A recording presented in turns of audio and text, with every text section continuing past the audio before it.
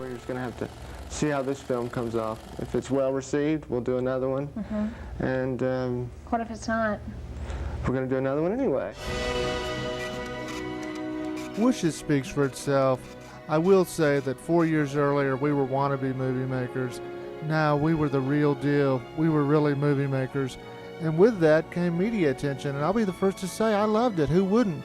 But I felt like the focus was too much on me. There was talk of me being an auteur, which is a ridiculous concept in collaborative movie making. And I just felt there were talented people working just as hard as I who weren't getting the credit they deserved. Chris Freeland, for example, worked on all 10 movies, couldn't have done them without him. And with Wishes, we had gunfights, we had sword fights, and I didn't do all of those by myself.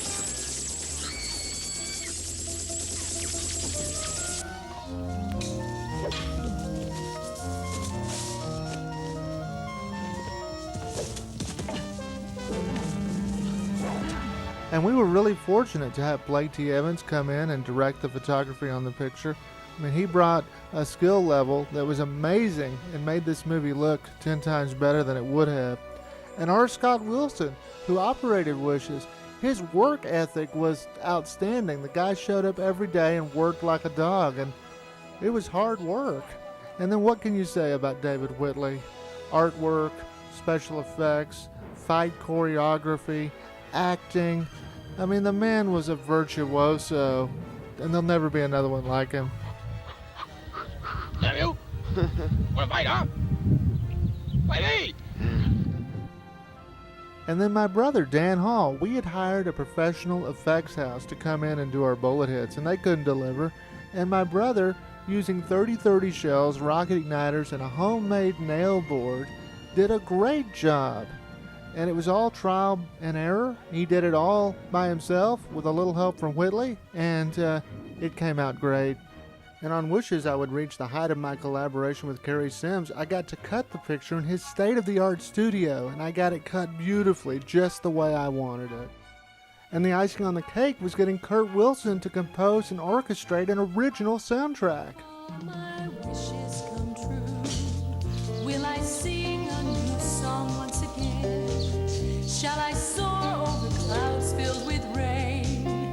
Wishes all coming true. But no question, our biggest coup on Wishes was getting the talents of Kevin Malloy in the lead role. Ancient and medieval periods all together. You've got to take me back. You've got to help me.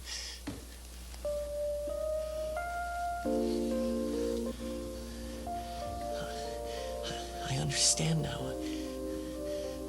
I wasn't meant to be like this.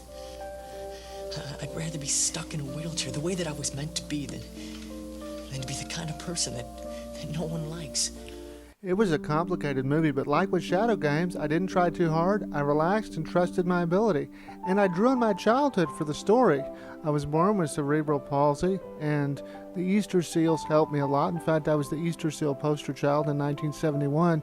And that experience really gave me the confidence to explore my creativity, and I began writing, and shortly after that wrote my first little audio drama with the support of my family. It took place in the future, and if you weren't happy with who you were killed in these things called death doors. David Hall Productions presents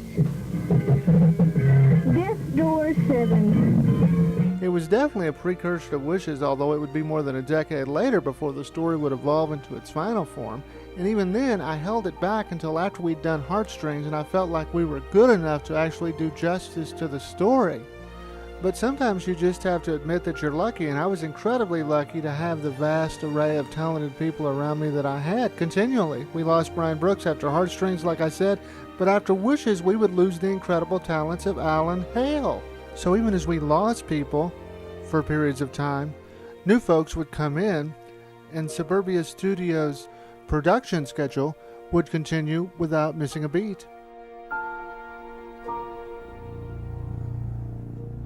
Our next project would be a live radio dramatization of Arthur Conan Doyle's short story, The Disintegration Machine.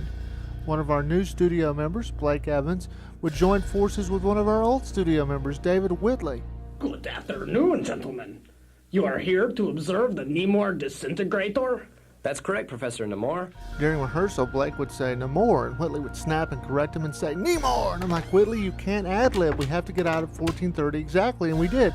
And Whitley even read the announcer copy at the end of the show and plugged our studio. Tonight's presentation of The Disintegration Machine was brought to you by Suburbia Pictures. Be with us next week when Radio Playhouse presents the first installment in the adventures of Captain Triangle.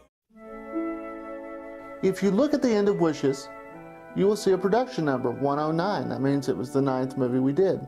If you look at the end of our last movie, Fragile Expressions, you'll see the production number was 111. Well, what happened to production 110? Well, at the premiere of Wishes in October of 1986, we screened this trailer for a movie called Distant Connections, which we had already shot. In fact, in the spring of 1986, we had 4 movies in various stages of completion. Heartstrings was in the editing room.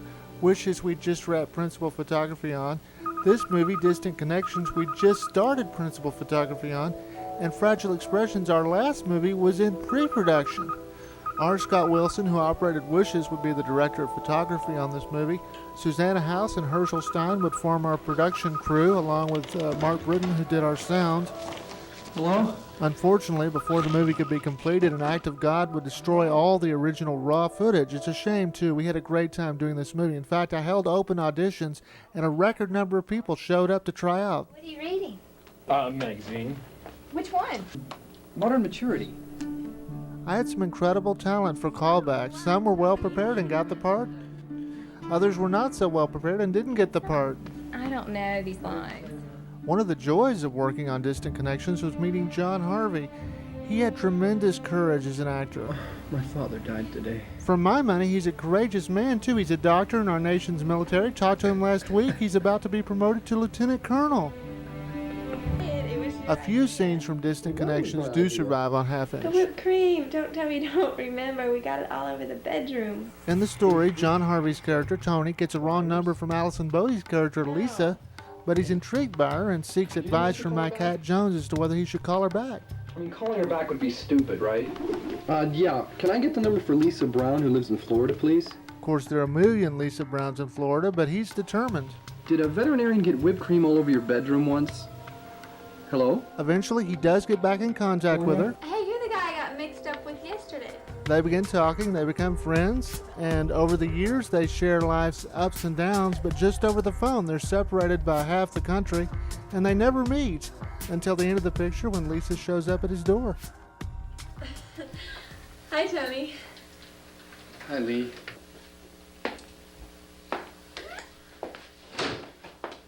But the situation's rather awkward. They don't have much to say until Tony gets an idea. Just a moment, please. Pick up the extension.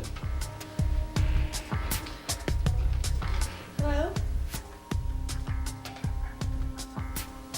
Lee?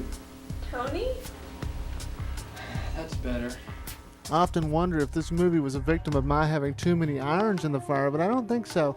I had to halt work on this to finish Fragile Expressions because I needed it to graduate. And once out of college, I had no means to edit this movie. By the time I did, the reels were destroyed. And I can only apologize to everyone that worked so hard on it. This was going to be my small little art movie, and I think it would have been fun to watch.